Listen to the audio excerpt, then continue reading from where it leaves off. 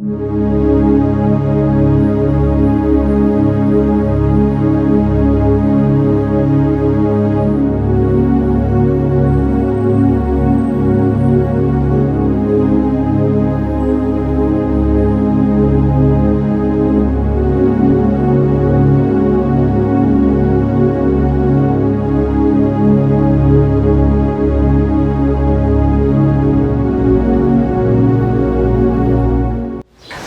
people, and welcome to another episode, an exciting episode of Chronicles la Familia, where we have a guest that has seen it all, a guest that can attest God can lift from grass to grace, from zero to hero, a guest that knows that indeed God lifts from ashes to sit with kings. Her name is Jane, and she's going to introduce herself to us shortly, to tell us about her journey of life. So welcome, Jane. Thank you. It's a pleasure to have you on the set. It's my pleasure too. Please introduce yourself to the people and tell them where you are working at now, so that we can begin to tell your story. Okay, so my name is Jane Mwangi. I am born again, and Christ is the Lord of my life. Just as you have said, I have seen him lift me, I have seen him remember me, and I'm actually a living testimony of what God can do. Wow. And how God can lift. So I am married to one man. His name is Michael Mwangi, and we are blessed with 3 children, Patrick, Nathan, and Caleb. They are all in school, and there is a story and an uplifting that God has done in my life. Oh, yes. And I thought, why not talk about it?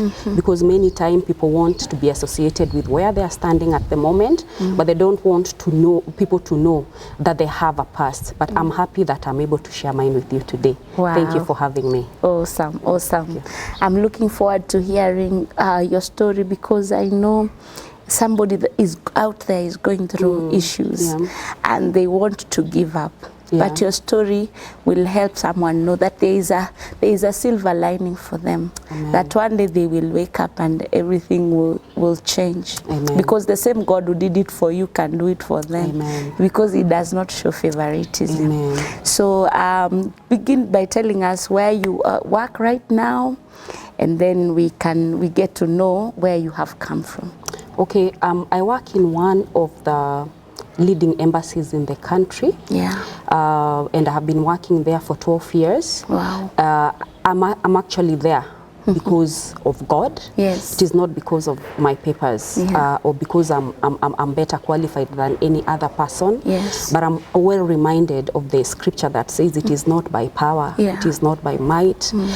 For me, it has taken God, and I like to tell people, I know it's good to read your Bible, but while you're reading about how David was remembered by God, how Abraham was remembered by God, there's a story of how Jane was remembered by God. Wow. And you can look at me and actually see God. Wow. Yes. So take us to Jane as a young child. Where did Jane grow up? What kind of a family did she grow up in? Mimi ni mtu wa ushago. But si ule ushago ya ushago. I was born in a place called Wangige. Yeah. Our village is called Shura. I don't know the people who named those names because they are all very intimidating. However, Shura. What is Shura? I think in direct translation, Shura means kitumeungwa, ikachomeka, ikakuwa burnt. Kushura. You know, like I don't know who named that place. Yeah. So we live in a place called Shura that is in Lower Kabete. Now, the primary school that I went will be very interesting to you. Yes. Because it is called Kingero Primary School. Again, when you do a direct interpretation, it means the people who are killed. So you have burnt.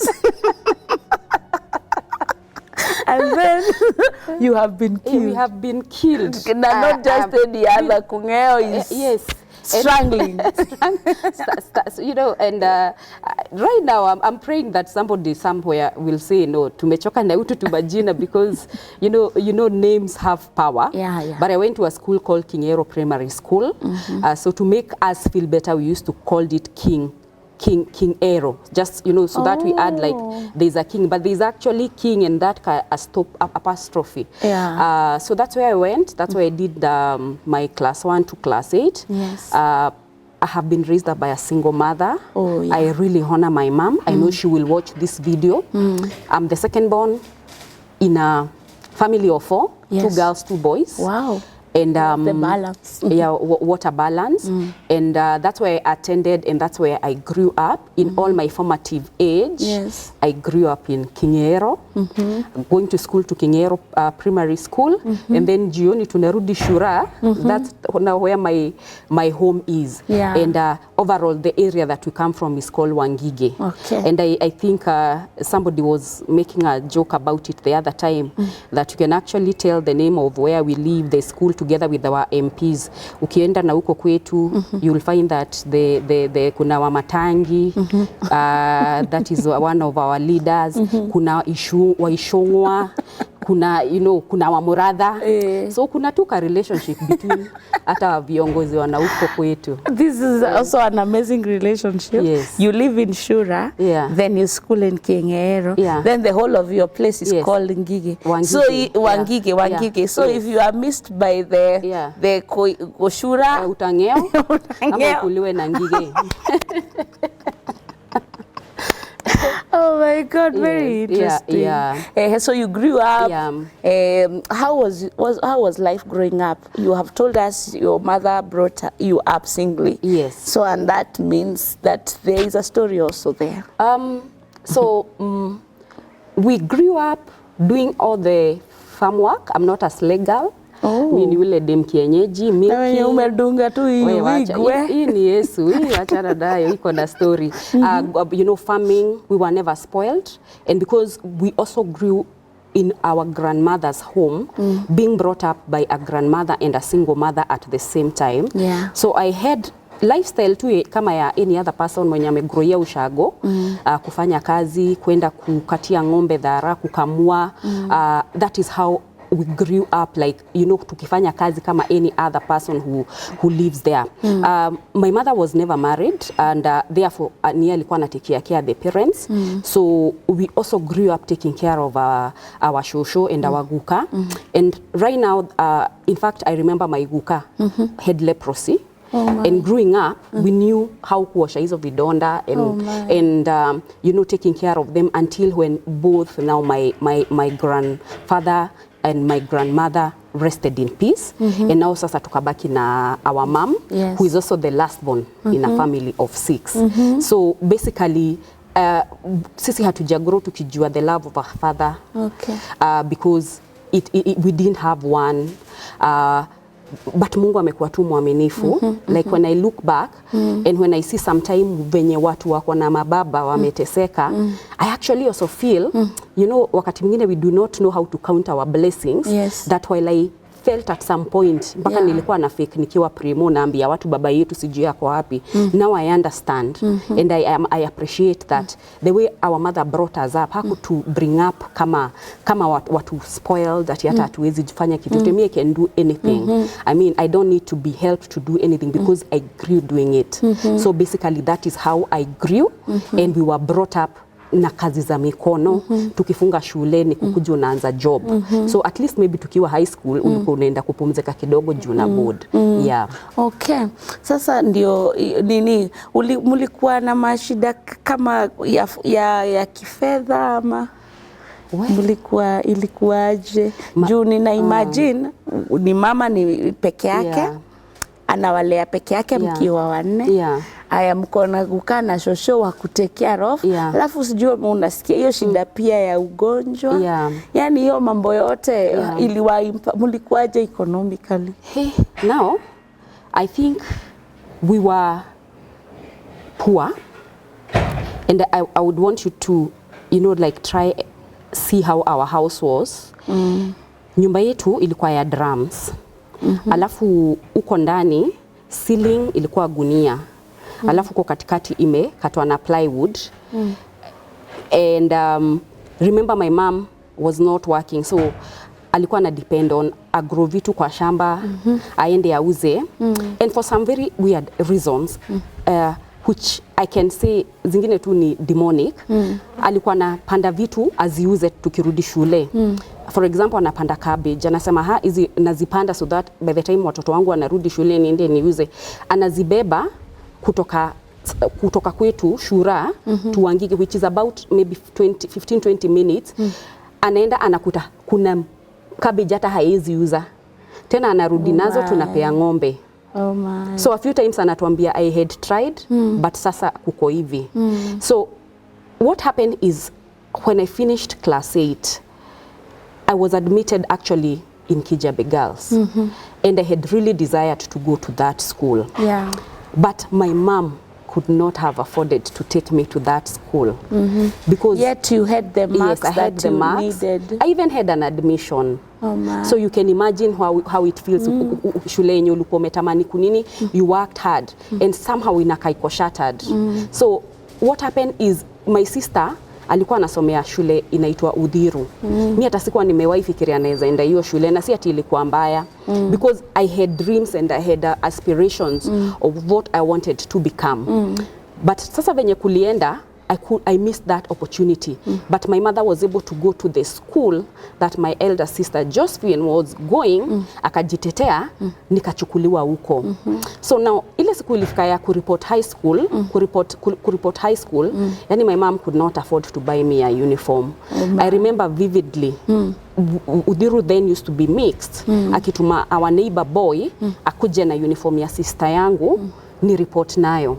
Oh my. So I reported high school with a torn uniform, and we used to wear grey and blue. You can imagine grey ikifade inakaa almost black. Now that is how I reported in school. She couldn't afford to buy for me a mattress, so we took one of the mattresses zenye tulikuwa tunatumia, and she did a little bit of ukarabati, and I was able to use that. She cut it into size, alafu akaikata size, alafu akafunikia, akashona. Oh my God. I had a white shoe that we didn't have a choice than to dye it black. So that nipatikia tu ya kureport. And when I went there, the interesting part is that even affording those basic needs of a girl, like sanitary towels, pads, was an issue. I remember when I told my mom, hey, my periods zimeanza, alistuka then akaniambia, let me show you what I use.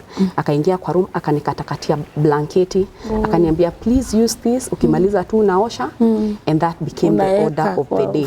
So anytime I could, you know, nikikumbuka periods zinakuja, yani ninaogopa because unachomeka. And right now I keep asking myself, I mean, kwani pad ilikuwa how much?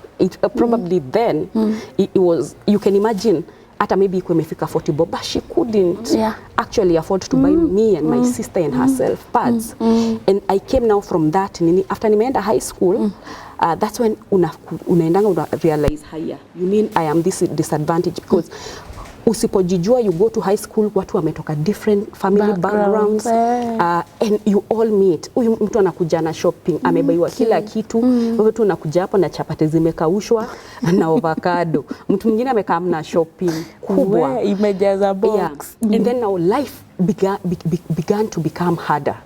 Because my sister was in the same school in Form 3, na mimi nilikuwa Form 1. We have other 2 brothers that are behind us. And therefore, ikakuwa very, very difficult. Nikaanza kufukizwa shule. By the way, mimi sikuwa nangojaga niitwe ati watu wenye wanaendea school fees. Me I always used to know nitakuwa. So tungeanza kuitwa, nilikuwa tu najaribu kusonga tu mbele. So you can imagine unasoma na wasi hawajaifukuzwa shule, and you will do the same exam. I think life became very difficult at some point, and venye nilifika Form 4 nikafukuzwa school fees. I remember going to the principal. Nikamwambia, please allow me to sit for my exam. I mean, siwezi endelea hivi. I mean, I will miss my exam. And the principal was kind enough akaniallow nifanye shule, of course after ameona the willingness that I have. Let me mention that nikiwa high school, I used to be, nilikuwa tunapewa mabasaries kidogo kidogo, like I think 3,000 at least unaweza kureport shule. And then ukisha kaka unafukuzwa. Shopping process hata ya kupata hizo bursaries ni mrefu, unaenda interview, but God was gracious. I can say that this far God has walked with me. And now when venye tuliendelea tu na maisha ngumu ya high school, pocket money ni shida. you know, everything was difficult. And I want to tell somebody, not to encourage somebody, that actually miracles do happen. And I remember vividly, kuna time nilikuwa nasikia njaa ni weekend, hata huwezi afford bread. I used to pray outside the physics lab. I'm telling you, Maggie, easy story that I'm trying to make up. Nilikuwa namaliza kuomba napata 20 bob. And that only happened anytime I go and tell God I am hungry. Nilikuwa naamka nakuta my 20 bob naenda nanunua mkate. And it happened so many times. And that's why for me I know that miracles happen. God is still able. Unapata hapo kwa ijala. Naipata tu same place. Same place. Na huwezi sema ati ilikuwa because of course 20 bob si kitu yenye utakosa kumiss. So I have seen God walk with me. Ulikuwa na stigma na mastudo juu ya nini? Hapana. Wakupatia stigma ya mko na shida? Hapana, mimi nakuanga tu confident, so sometimes ni ngumu. ni ngumu jue. And actually I can tell you, just except, you know, like the few people that walikuwa wanatujua vizuri, ungejua niko na mashida, but nilikuwa napitia shida na ninapitia kwa character development ambayo iko kali. Anyway, so nikaendelea hivyo and nikamaliza form 4. Kumaliza form 4 while people were very excited that they had plans, mimi sikuwa na plans. But nikiongea tu hapo na neighbor mwingine akaniambia, oh by the way, sasa nimemaliza form 4.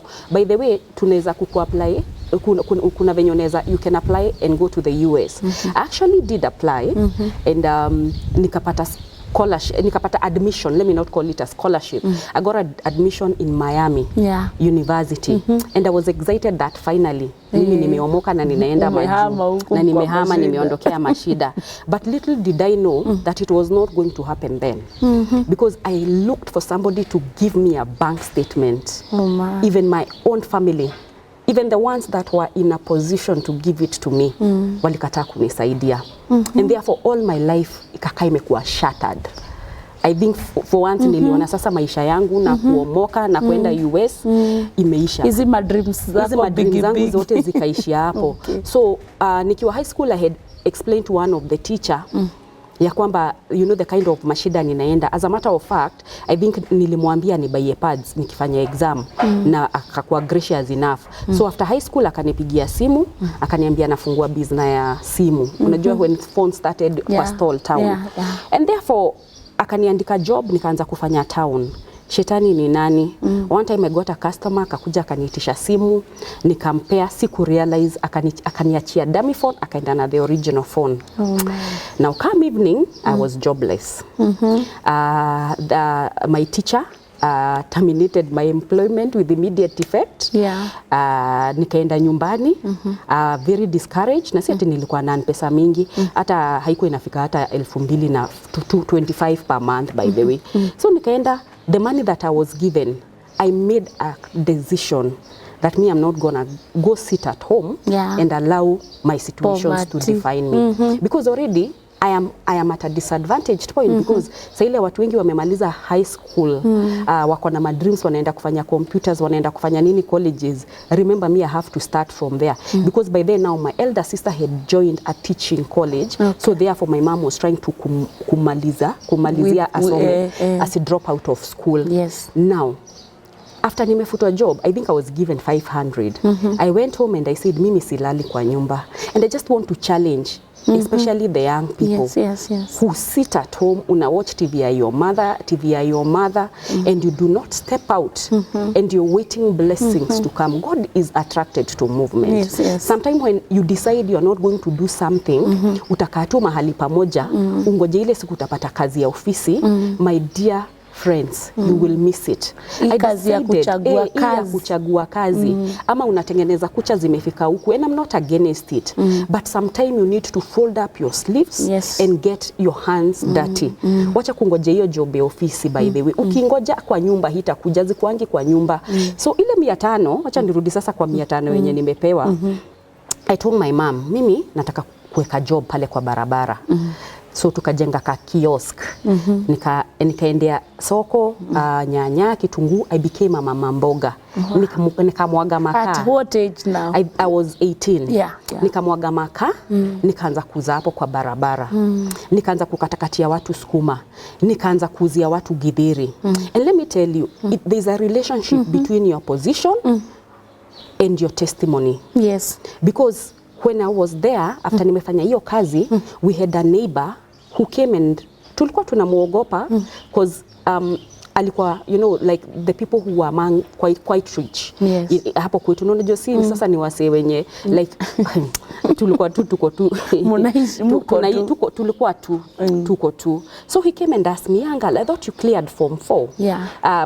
Why are you selling makaa? Why you?" And I was wondering, does this guy understand that zile me I'm trying to get my family out of this poverty? I mean, mi siwezi kaa kwa nyumba kama watu wengine. And by the way, he told me, kesho asubuhi Oga, I will take you somewhere. Okay. So he came. Those are the people that God sent. I had destiny helpers. Destiny helpers. Sometimes they don't look it. Yeah, most of the time. Sometimes that's your destiny helper is that gate man unapitanga tu hapo. Sometimes it's the saloon that you go to. Sometimes it's just that one guy when you even have an opinion about. Yeah. And by the way, akakuja akanichukua and I landed in textbook center, Sarit Center. Okay. Now, that What is a story for another day. Nikaanza kufanya job hapo. It was quite an interesting job because nilikuwa nafanya job kila siku, Monday to Sunday. Na ni kazi ya kusimama. There used to be a shop, although ilifungwa, ilikuwa inaitwa TBC Sports and Hobbies. That's where I used to work. Na nikiwa tu hapo, I was like, there's something that I can do with the little amount of money. Yenye sitasema hapa kwa hii video. Which was not, haikuwa inafika 5K. Na ni kazi ya kila siku monthly. Na ni kusimama the whole. Na unaenda home daily? Unaenda home. Pia kwa hiyo fare, kwa hiyo nini, kwa hiyo 5K nitatoa fare kutoka sasa Westlands kwenda kwenye nilikwambia Shura every day. And I never used to, nilikuwa nishazoea kuna kukula lunch. I think it was my way of life. Like sikuwahi kula lunch. And I said there's something that I can do. Nikasema nita save easy do, nikaji-enroll hapo Stonebeek College, hapo the mall. There's a college called Stonebeek. Nikafanya computer, nikaenda nikaona the owner of the school, nikamwambia mimi ni allowed to, even if I'll be paying 200 or whatever, just allow me to enroll. So nilikuwa naenda, ninasoma package moja, nikishalipa na take a break, naenda na enroll, nafanya ingine na take a break, mpaka nikamaliza computers. I actually realized, haya kumbe mtu anaweza soma kimchezo. Now I still went, nikamwambia ni enroll for a certificate course. Nika enroll, nikamaliza. After nilimaliza, nikaanza ka diploma ka 6 months, nikafanya diploma in business management to hapo Stonebeek College. And I remember, and I will still repeat again, that God is attracted to movement. Sometimes, what is it that you have in your hands? You know, what is it that you have in your hands? Ukikumbuka the story of the Shunammite woman. Aliuliza, what is it that you have in your house? Alikuwa na unga kidogo na mafuta. And God multiplied it. So, for me, I like to challenge people. What is it that you have in your hands? Because mimi kwa hiyo tu pesa yangu, nilienda nikaweza kunegotiate, nikaanza kusoma. Within no time, because God orders and orchestrates the steps ya watoto wake. Nikiwa tu hapo nafanya job textbook center, I remember a man came. Akaniambia, I have been observing you and I realize you are very hardworking. Can I give you a job? Wow. Mimi nika write off huyo mtu, hiyo hata sitakudanganya. Because I think I had worked in an environment and I was assuming all environments are the same. Okay. So at that point, I never sikuipea interest, by the way. Hey, nikaendelea hapo. The guy came, akanikuta with a colleague of mine. Akaniuliza, young girl, I'm offering you a job. Akatoa kadi yake, akanipea na akapea Judy. I had no understanding. And let me tell you, it is important for you to pray that ukiamka usikuwa na missing opportunities zako because you are too casual with life. I think nilikuwa casual na life. But my colleague, her name is Judy, akaniambia, haya, do you know this man who is offering you a job ni nani? Ni mwenye Simba called. Na unakataa kwenda. And I had stayed there for almost 6 months nikisema sitaki kwenda kuwakia, you know, maybe another Indian community. Do you know, Judy told me, weenda. Now, I want you to visualize, sijai kanyanga Mombasa Road. So I went told my mom, nimeitiwa job, I'll be going to Mombasa road tomorrow. My mother really cautioned me just like any mother. Akaniambia usimiss hii job yenye at least unapatanga kitu, uende utafute, ukitafuta ingine, better, alafu upoteze zote. But anyway, I went. Na nilienda with the power of the Holy Ghost kwa sababu sikuwa prepared. And I just want to say, sometimes people are watching.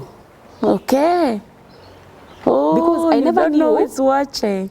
That this guy was coming to the shop and ani watch anaona this is a person mwenye ni hard working. Because sometimes unaendanga tu place zingine, and that's why I have a passionate of, you know, even training people that be careful who you're serving, because people who can lift you do not come in the manner that you expect. They don't come announcing, I can help you. Anakujanga tu ni mtu tu wa kawaida. Anyway, nikaenda Simba Colt Motors Limited, and the MD had put in a very good word for me, and I appreciate you, Mr. Popat, Al-Nashir Popat. Nikakuta watu wananingoja kwa boardroom. Me, that was the first time niliingia place safi hivyo. And this MD tells the team, we don't ask this girl a question. I know her. Oh my. Do you know they asked me, unataka kuwan pesa ngapi? I looked at them like this. What are you asking? What are you asking me? And I don't know where the figure of 40,000 came from. Nikawambia 40,000. Your time ilikuwa domo. We.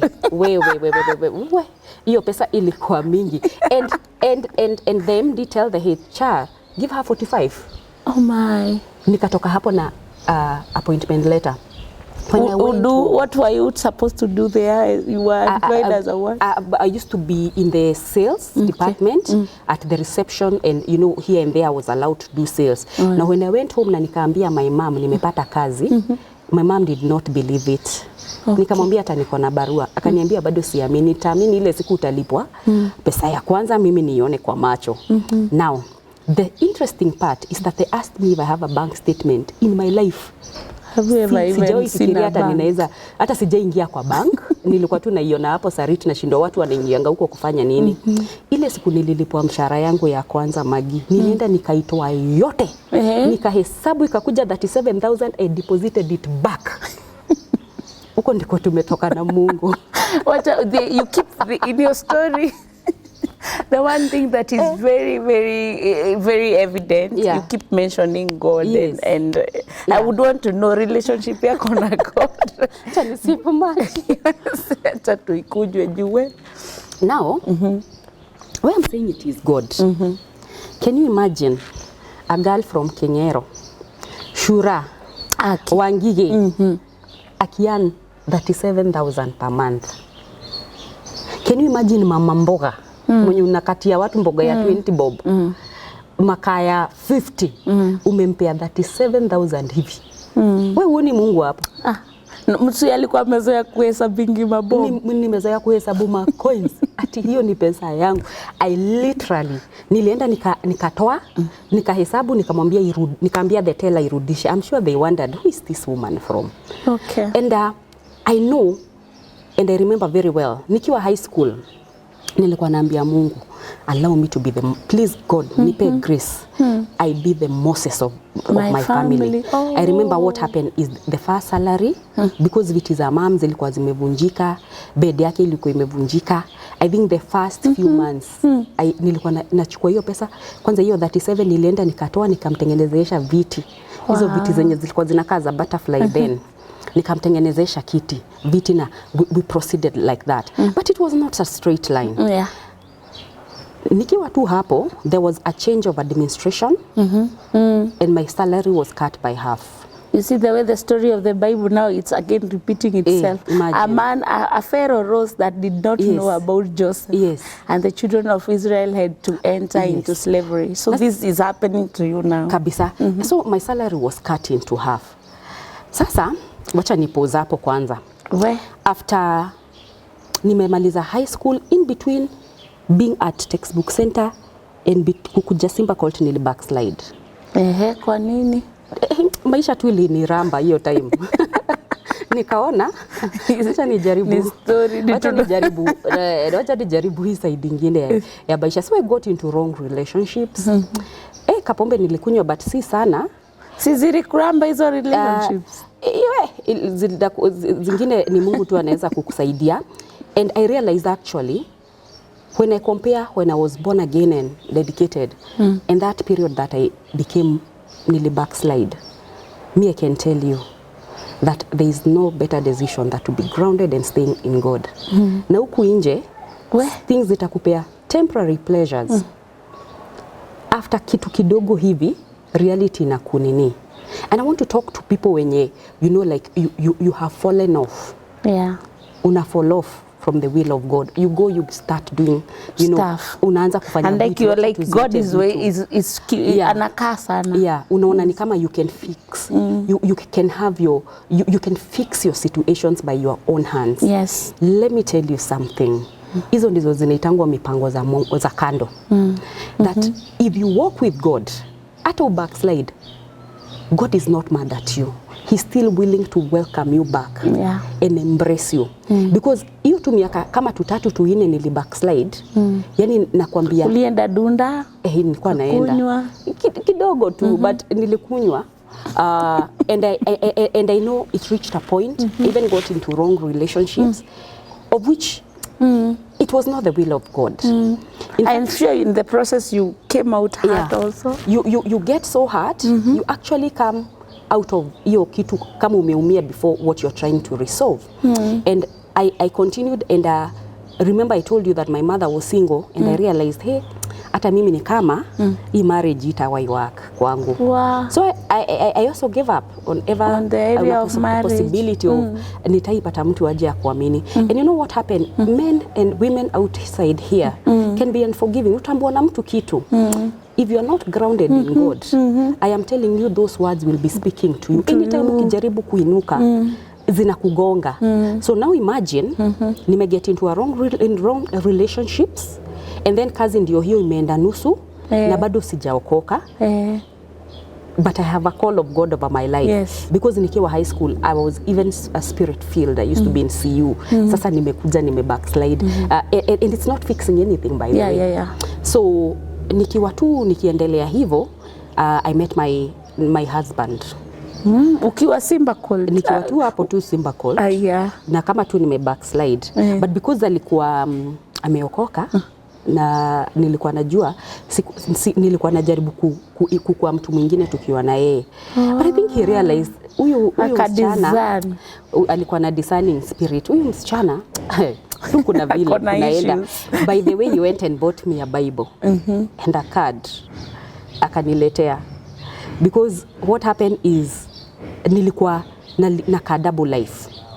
Where yes, really I want to be in a relationship, but I want to be with a relationship in the world.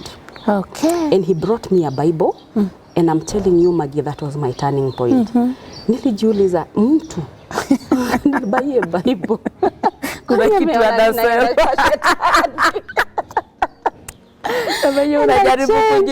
I changed. By the way, I changed. Sijai kunywa pombe tena. Kutoka nibaiwe hiyo Bible, so I thank God for my husband. Yes. And now I came back to God. Sasa turudi sasa bado sasa umepungiziwa mshahara nusu alafu utamove kutoka kwaje. Now sasa tu kwa hizo harakati za kupunguziwa mshahara sasa ndio meet my husband. We didn't do a wedding. Sina kuambia sasa tulikuwa sasa tuko tu huko like we are figure you know yani Mungu tu ako, God is full of mercy. Yes. So only to discover that I'm expecting. Oh. And check tu bagi. But when I told my husband, he told me it is well. Wow. And we did whatever we needed to do involving our parents. Of course, my mother was very disappointed because alikuwa anajua tu nitatolewa kwake na gown. But my husband assured him, bado nitamtoa na gown. It may not be now, but bado nitamtoa na gown. And anyway, fast forward, tukapata mtoto. My husband came through for me.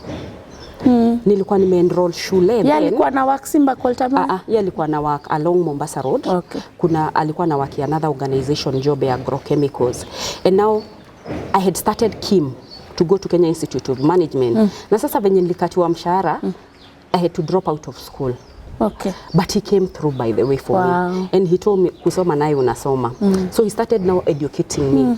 So from, remember, Stonebeek, now tumekuja Kenya Institute of Management. My husband is paying my school fees. Na tuko na mtoto. So I used to, nilikuwa naenda weekend classes. Now you start to move, you moved in together, of course. Yeah, we moved in together. Tukapata a bouncing baby boy. He, right now, he's in class 8. We bless God for that. And then sasa nikaanza kusoma. Nikasoma college. Sasa ile naenda kumaliza nikamaliza college vizuri, he started supporting me. And actually I realized that I had missed a lot. Yes. Mimi sikuwa najua kukunja shati, sikuwa najua kukunja trouser because sijaikuwa na mbaba kwetu. This is nimeolewa.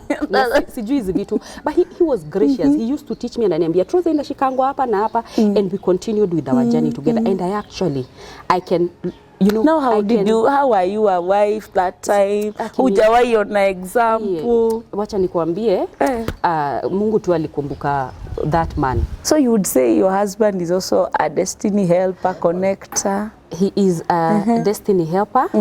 And when he came to my life, I always say when I'm talking to people that he had to take over the responsibility of being my husband and being my father. Yeah. Because he brought in an aspect of a father, and he came in also as my husband. Yeah. Just to cut the long story short, after I finished Kenya Institute of Management, he told me that I have to go to the university. Akanilipia Egerton University, and then after nimefanya year 1 and year 2, we expected our second baby, Nathan. Okay. I dropped out of school for about a year, and he supported me by, you know, remaining with the children at home. Ninaenda shule. You are far off, like where are you staying and you are studying at Egerton? Tulikuwa tunakaa Utawala. Then, so nilikuwa ninatoka Utawala, ninaenda Egerton. I mean, I come from work, I go to school, and then anabaki na watoto. And then after I took a break, nikaenda nikafanya year 3 and 4. By the time I was doing my 4th year, we were expecting our last born, Caleb. So I have done education, I have done bringing up children, I have done being a wife, I have done being a career balancing, person. Were you at work during this time you were studying? Yeah, nilikuwa shule, and I can only say that it has been God. I know that I cannot finish my story today, but let me mention that even when we got married, it wasn't easy. Yeah. I remember there's a time when we build our house. Ilikuwa ile nyumba unasema tu ni Mungu tu. Haikuwa na floor. Haikuwa na sitting, tulikuwa tumegawa na plywood. And I remember vividly, we even lost friends when they came to visit us wakona kwenye tunaishi. We lost a lot of friends because we looked like we had lost it. And that is a story for another day. When it comes to marriage, when it comes to resilience, we have seen it all together. We have done it all together. But the one thing that I can tell you is that even when life has become difficult, God has held us close to his arms. Wow. God has held us so close to us that while tumekuwa sisi wote, both of us tumekuwa na maisha ya shida, the one thing that we know, that were it not for God on our side, we would not be standing here. Oh, the enemy would have swallowed us alive. And we have seen God lift us. I remember after nimefanya kazi in Simba Colt, and I felt my time to transition had reached. I started looking for a job. And I saw an advert now of the current place that I work. And I applied by faith. Oh my. I applied, nikaenda interview, and because I had really trusted God, and now then I had started becoming, you know, deeper with the God. Things of God. And I fasted, and when I went for that interview, literally I can tell you, Maggie, I was not the one speaking. Nilikuwa nasikia kama kuna kitu inanilift, inaongea, and then inanirudisha. And I got that job. Now, let me tell you why I serve. And this time you have what nini of Yes. education? You are at what level of education? Sasa hapo nilikuwa college. Juu nilifanyia hiyo uni nikiwa sasa in my current place of work, which was in 2011. But I can tell you that when I went for that interview, God was speaking on my behalf. And it was the first shot that I did in trying to get a job in that organization, and I got the job. Now, this is where the testimony is. When I started working there, I never knew ati hata mimi ninaweza panda ndege. Hata niende wapi. And I remember the first assignment in the first year, nilitumwa Kisumu. Magisi kulala. Yani sijaiji visualize the girl from Shura. Wangige, the bigger the larger. Yani ati mimi Mungu tu anaweza nikumbuka. So I remember I was taken for an assignment in Kisumu. My friend, I did not sleep. Unaenda na ndege. Nilikuwa naona ni kama itaniwacha. But I did not know it was God's way of preparing me for the bigger assignment. Yes, yes. Because after I went to Kisumu, and I used to, that time my husband was laughing at me. Mimi venye niliingia ndege nikaona huko, I don't think hata nilikunywa kitu, nilishinda nikiangalia chini. And that's when I realized, yani Mungu anaweza kukulift from Mama Sukuma to kwenda Kisumu na ndege. Hallelujah. Oh my. And that was just the beginning. By the grace of the God. many flights. By not the grace not of God. local ones now. By the grace of God. Hata sikumaliza 6 months before I took my first international flight. To where? Let us just hear this. Sasa to where was to America. Oh my God. Kule ulikuwa unataka kuenda kutoka the beginning. Oh from the beginning, imagine naenda tu napata job, alafu natumwa America. Mimi from Wangige. Mimi from Lower Kabete. Ulikuwa unajichuna huko kwa. Nilikuwa mpaka ninaona siamini when I landed in the United States of America. Ilikuwa inakaa dream. Wow. And God has walked with me. I do not look at travels. Yes. Because by the grace of God, I travel. God has been faithful. By the grace of God, God has caused me to actually go to places I have never thought that I can go. And you said I keep referencing God. For us, it has been God has walked with us. Oh my. God has been there for us. My God. God has stood for us. And I want to encourage somebody that sometimes life doesn't look like a straight line. Kuna valleys, kuna mountains. But the God of the valley is the same God in the mountain. In the mountain. But now, it depends. Have you surrendered your life fully to God? Because I have tried to summarize a life of about 38 years in 1 hour. That means I have missed quite a number of details. But I can tell you the one thing that remains is that even for David, David was the last born. Yes. In a family of 8 boys. His father was Jesse. Yes. Now, when David was anointed, Samuel was instructed to go to the house of David and anoint a king from there. Yes. Now, even the father never knew that his son could be the king. Yeah. So when the first brother was brought, the second brother was brought, the third brother was brought. The Bible says that those men were tall, dark, and handsome. I mean, they were trained for battle. But David was the 8th born, the least expected. Yes. And Samuel asked the father, is there another one left in your house? And he said, yes, but ako kwa malishoni. Huyo ni shepherd boy. Yes. And Samuel said, I am not going to sit down until all of you, no one of you should sit. Yes. That one is brought. Now, when I look at the life of David, it resonates very well with me. Also, when he went to fight Goliath, he was not supposed to go to war. Actually, he was sent by the father to bring food, supplies to the brothers. Yes. But then akaenda akashindwa niaje kunaendelea hapa. The Bible says that hata hizo supplies zenyewe he left them with a keeper.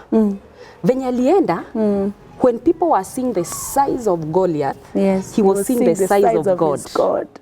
And therefore when Goliath was walking, he heard what he had said. And he asked, who is this uncircumcised Philistine? Who is defying our God? And we know that Goliath alikuwa na show up for 40 days. Watu wanapotea. Yes. And this little boy, this size, appears and look at Goliath. And he asked, your child. Maybe your giant today is joblessness. Maybe your giant today umeachwa na your boyfriend, umeachwa na your girlfriend. Maybe your giant today, you do not see hata utatukelezea wapi. But let me tell you something. God is attracted to movement. Show up and face your giants. You cannot afford to go down because you don't want to face your giants. Because we are living in a society whereby to encourage fake living. You want to show up for social media looking all good. But let me tell you, you could be your biggest giant because you haven't looked at yourself as a child of God. And I want to encourage somebody today that no matter what you are going through, if God remembered Jen, God will remember you. But I want to encourage you. Do not sit at home and expect that miracle to find you there. It needs you need to stand and say, I will make it in this life. So long as God holds my hand, I am going to make it in life. So long as God holds my future, I am going to face those giants. And don't be a giant to yourself as well, because we are told that we have power in our tongues. The one thing I know and I practice, and my friends will tell you, anytime, even when things are bad, I will say I'm blessed and I'm happy.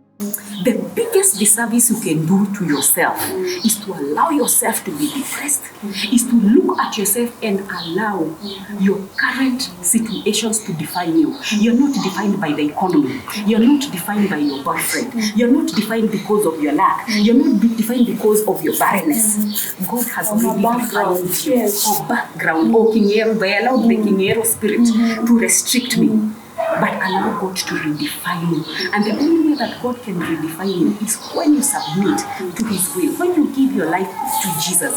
And God is not mad. Hata kama umepotea kama mimi kidogo kidogo, you can still come back and God will give you a full embrace. And you became that Moses that you asked the Lord to make you, I'm sure, in your family. Oh yes, I built my mama house. Anaishi vizuri. And I thank God. You hold your sister's hands. Yes. Mungu ametukumbuka as a family.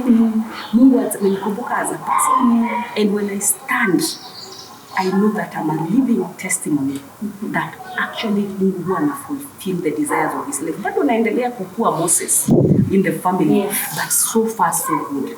Mungu ametukumbuka mali. And God has honored us. Wow. Thank you, Jen, for sharing your story.